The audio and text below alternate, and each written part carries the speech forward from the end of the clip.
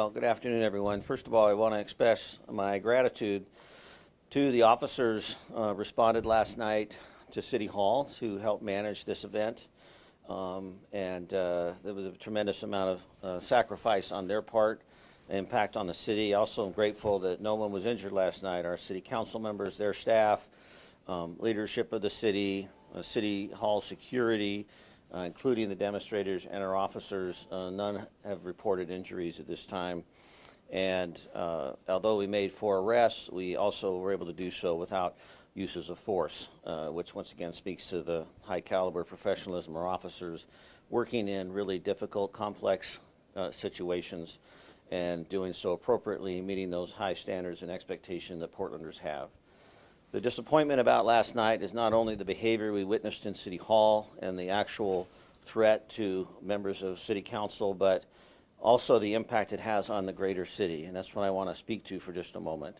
Last night's response required nearly every available police officer that was working in the city of Portland. And we were relying upon our outside agency partners. Thank you to them for supporting us by taking those priority calls that we were not able to get to. But for a significant amount of time last night, we were having to tell Portlanders that we could not meet their immediate emergency needs because of our attention down at City Hall. We will always prioritize free speech. We believe strongly in that, and the Portland Police Bureau is a science-based dialogue approach always to First Amendment rights. But as I've said from the beginning, we are not going to be tolerating vandalism or violence or threats of violence, and that's clearly the behavior that led to City Hall calling us last night. We were made aware ahead of time that there was going to be an event, but we were not there. That's not been our approach. We rely upon City Hall, and our City Hall partner, security there, does a fantastic job. They reached out to us when it got to a point where it was no longer safe, and they were able to manage it, and we went over and supported them, working off of their direction, their trespass orders, etc. So really good teamwork on the part of the city.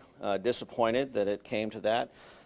Public places such as City Hall and council meetings should be a place for everybody to come and express their opinion, not shy away from the dissidents, but to do so in a way that really prioritizes safety for everyone. So thank you. Yeah. What would you have to say, just being devil's advocate here, for people who see this as like police overreach and that they were just trying to protest and express their First Amendment right and there was no need to arrest people? What would be your comment to that? Right. So my response to that is a couple of things. One, we are living in a heightened state of sensitivity, particularly for our elected officials, and violence directed towards our elected officials. That's just a reality of what we're seeing both on a federal and on a local level. So we are sensitive to that and aware of that, and we take those threats very seriously. Second of all, there was a demonstration of intent last night that we hadn't seen, where somebody actually attempted to or was successful getting over the dais, which is unique. That is a raised level of concern. There was a large number of people who were uncooperative last night. Security had several blocking the entrance to City Hall. They had several blocking, the second floor and offices. So really felt like it did require an appropriate level of response for us to be able to maintain order and provide that level of safety and security for, all city staffers. This isn't just about elected officials. I mean, these are city employees that are there supporting them as well. And of course, our Portland Police Bureau members are city and Portland employees. And the mayor's priority is safety for all Portlanders, but certainly priority the safety of our employees so that they can effectively serve the city as a whole. Chief Day, the department says there were about 50 to 55 protesters and about 26 cops. That's about 1 officer for every 2 protesters. What do you say to protesters who think the response was excessive and disproportionate to the situation? Yeah, well, actually, that number of officers, I would like to have seen exponentially higher. The importance, as we continue to emphasize the need to have a fully resourced, fully staffed police department to meet the emerging trends and challenges that we're facing as a major city, are not going away. And we send that amount of resources for a couple different reasons, not only for the safety of our officers, but for the safety of community. As I said, we were able to make the arrest last night, address the issues, provide that security to City Hall, and do so in a way with little to no force. And so more officers does not necessarily always equate to more force or over response. Actually, more officers allows all of us to move about more safely, to resolve the issue more quickly, we do take a dialogue approach. There's plenty of warnings given last night. I know by security, there's many attempts made to de-escalate before we actually have to go hands-on. And to arrest 40 out of 40 to 50 people, I'd say that was good judgment. How concerned are you about this apparent escalation in the protesters' tactics, and what can you do as an agency to kind of gear up if you expect to see more of it? Do you expect to see more of this, and what can you do to gear up? Well, we're certainly seeing increased intensity, particularly in these City Hall public hearings, which, as I said earlier, is very disappointing and very unsettling. That is a place that should be available to all Portlanders during all public hearings. And last night's escalation certainly raises everybody's level of awareness. When we know of a protest or a planned event, we work closely with City Hall. We knew last night that there would probably be some demonstration. We didn't know to what extent, but this will definitely inform our future responses and staffing and so forth, which once again may be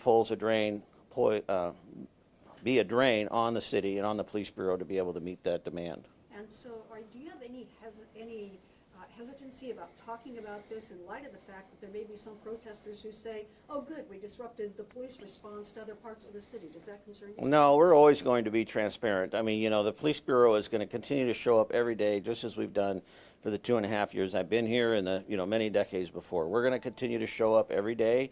We're going to continue to respond to the best of our ability to meet the demands and the expectations of Portlanders, to provide that level of safety and security that everybody deserves. There will be some who may interpret this as a win on their part because of that disruption. We will continue to mitigate that. We're also, not just showing up in that space, but we're working with the district attorney's office. We're working with City Hall security. There are other options, to move everything to an online format, to lock the building. There are ways to mitigate this risk if Portlanders are not able to demonstrate that they can do so in a professional manner. Are those talks that are happening, like, are there plans to lock the building, put meetings all virtual? There's no plans at this time. There's no plans at this time that I'm aware of, but we do have those kind of options. You saw them last night move to a virtual setting. I would be remiss to speak too boldly for council, but my expectation is they want to continue to have a very transparent public process. But I have heard from councilors that were concerned about their safety last night. They were concerned about the safety of their staff. So those are decisions they will make. They are not decisions that we will. We obviously will offer any recommendations we have around increased security, but really working with their staff and working with City Hall and working with city manager and the mayor, that's where those decisions will be made. Have you arrested the suspect in the PCC stalking case? If not, what progress has the department made in trying to locate him?